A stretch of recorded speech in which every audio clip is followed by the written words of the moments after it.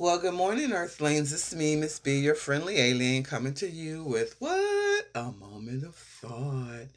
And before I get started, why don't you go check out my website? It's www.onlineinmissb, the letter B, safespace.com. And see if you like what I have. I do jewelry, I do arts and craft, I do paintings, I wrote a book. I just want you to go check it out. I revamped the page. Let me know your feedback in the comments. Okay, today's moment of thought is back to the end times. I was watching YouTube and I ran across a page, and this person was talking about something I had not heard of. And I'm not sure if you've heard of it. If you have, then kudos. If you haven't, then I'm going to bring it to you new. It's this thing called the 2030 Agenda for Sustainable Development Subfund, and it was developed by the UN. To be more specific, it said in September 2015, they created, and adopted this as their agenda for the future. And I just found it interesting because it's similar to Project 2025, but on a global level. And the reason it reminds me of the end times is because of the things that they're doing.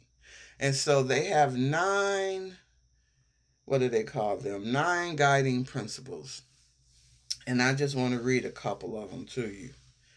It says coordination and partnership building among all relevant development partners, including government entities, civil society organizations, donor organizations, and etc. F, it says development of innovative approaches that take advantage of information and communication technologies, knowledge management, and networking expertise at the sub regional, regional, and global areas, levels rather. G, demand driven innovations on the basis of capacity development needs expressed by the member states in the context of existing capacity development efforts and intergovernmental processes. But here's the one that I found most fascinating. H. Promotion of national ownership. National ownership and use of national resources and expertise already available in the project countries, and effectively drawing on the expertise available within the UN Common System. So we're going to have national ownership now? No more individual ownership? Isn't that what happens in communist countries? And then we fight not to have that in this country? But you may say, why does that remind you of the end times? It reminds me of the end times because the end time talks about when global powers get together and form a one world alliance.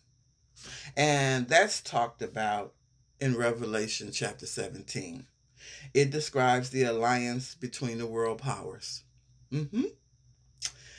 And the other reason why I find this national ownership interesting, because we're moving to a digital currency, we're moving to digital everything.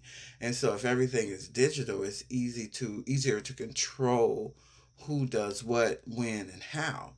And the best way to do that is with the mark of the beast. And the mark of the beast is in Revelations 13 verses 16 through 17. You wouldn't be able to buy or sell a doggone thing without it. That's global. That's where they're headed.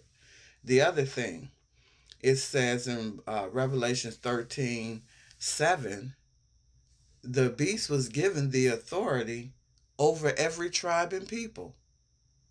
What did they just say? A national global ownership. And the last part is in the book of Daniel, chapter 2, verses 31 through 43, and then chapter 7. They talk about a future global regime. I don't know about you, but if I read a book, and as I read this book, it talks about stuff that is expected to happen in the future, and I see that stuff start happening, then why wouldn't I believe the book? Better yet, why wouldn't I believe the source of the information? My mother used to always talk to people about God. Some people used to say she was a Jesus fanatic. And they would tell her the Bible was written by a white man. White man used the Bible to take advantage and keep black people in bondage. And my mother would always respond by saying, if the white man wrote the Bible, then he told on himself. And I used to laugh and say, told on himself. And I guess what she mean by that is the fact that the prophecies in the Bible tells what's going to happen. And if they put it in the Bible, then they did tell on themselves. But it's up to us to be awake enough and be aware enough to pay attention to all the signs that we see and accept it for reality. I've accepted it. That's why I'm watching.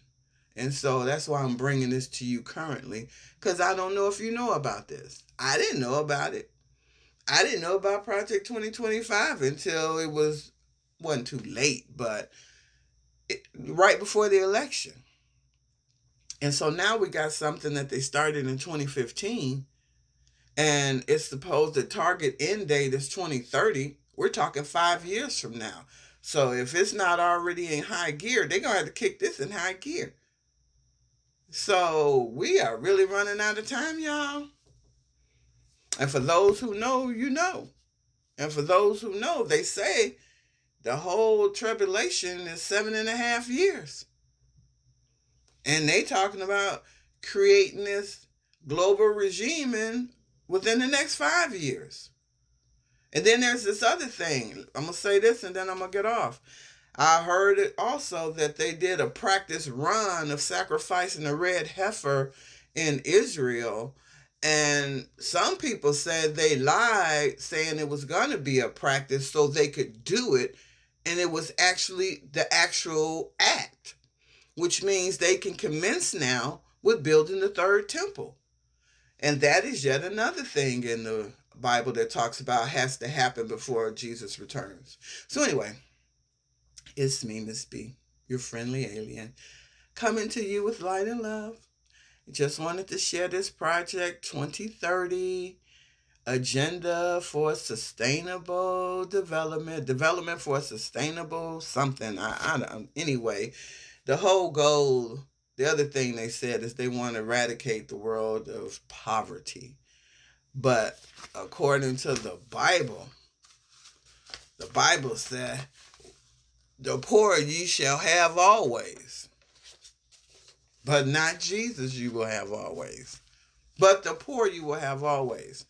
Not to say that we should not be trying to help the poor. That's not my point. That's not what I'm saying. I'm simply saying that they are working on a goal that goes against what the Bible says will happen.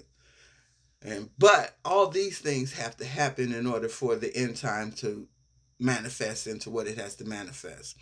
And for those of you who are upset about Trump being in office, this is going to be my last thing. He's in office because there's no other person who would be as stupid as him to do all these idiotic things to destroy our country. That's why he's in power. Light and love, it's Miss B, your friendly alien, trying to share something that she learned, and I hope it's helpful. Give me some comments in the comment section. Light and love.